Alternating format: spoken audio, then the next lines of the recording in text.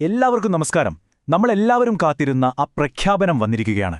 അതെ, 2025 പാലക്കാട് തദ്ദേശ തെരഞ്ഞെടുപ്പിന്റെ തീയതികൾ ഒടുവിൽ പ്രഖ്യാപിച്ചു.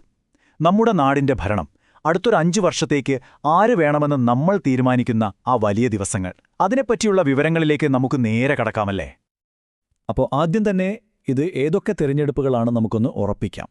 ഔദ്യോഗികമായി പറഞ്ഞിരിക്കുന്നതുപോലെ ഇത് പഞ്ചായത്ത്, നഗരസഭ, കോർപ്പറേഷൻ തലങ്ങളിലേക്കുള്ള തിരഞ്ഞെടുപ്പാണ്. അതായത് നമ്മുടെയൊക്കെ തൊട്ടടുത്തുള്ള കാര്യങ്ങൾ, നമ്മുടെ റോഡിനെയും വെള്ളത്തിനെയും ഒക്കെ നേരിട്ട് ബാധിക്കുന്ന ആളുകളെ തിരഞ്ഞെടുക്കുന്ന ഒരു പ്രക്രിയ. ഏറ്റവും അടിസ്ഥാനപരമായ പക്ഷേ ഏറ്റവും പ്രധാനപ്പെട്ട ജനാധിപത്യ പ്രക്രിയ എന്ന് തന്നെ പറയാം.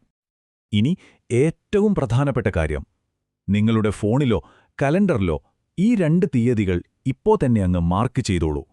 ഡിസംബർ 9 ഒരു ചൊവ്വാഴ്ച, അതാണ് നമ്മുടെ ഇലക്ഷൻ ഡേ. പിന്നെ ആകാംക്ഷയോടെ കാത്തിരിക്കുന്ന റിസൾട്ട് വരുന്നത് ഡിസംബർ 13 ശനിയാഴ്ചയാണ്.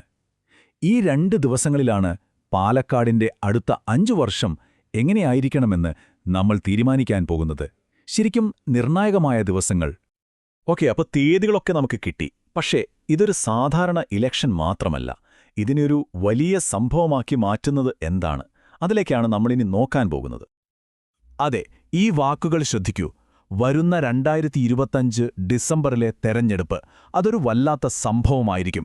ഇതൊരു വെറും തെരഞ്ഞെടുപ്പ് പ്രഖ്യാപനമല്ല. ഇതൊരു സാധാരണ നടപടിക്രമം എന്നതിലുപരി എന്തോ വലുതു വരാനിരിക്കുന്നെന്നൊരു സൂചന കൂടിയാണ് ഇതിൽ നിന്ന് നമുക്ക് കിട്ടുന്നത്, അല്ലേ? അപ്പോ എന്താണ് ഇതിനെ ഇത്ര വല്ലാത്തൊരു സംഭവമാക്കി മാറ്റുന്നത്? ഉത്തരം സിമ്പിളാണ്. കേരളത്തിലെ തെരഞ്ഞെടുപ്പുകൾ, പ്രത്യേകിച്ചും ഈ തദ്ദേശ തെരഞ്ഞെടുപ്പുകൾ, വെറുമൊരു വോട്ടെടുപ്പല്ല, അതൊരു ഉത്സവമാണ്.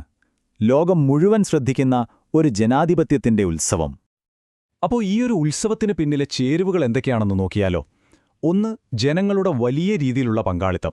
പോളിംഗ് ബൂത്തിൽ നീണ്ട ക്യൂ കാണുന്നത് നമുക്ക് സാധാരണയാണല്ലോ. പിന്നെ നമ്മുടെ പൗരബോധം, നമ്മുടെ ജനാധിപത്യ മൂല്യങ്ങളോടുള്ള ബഹുമാനം.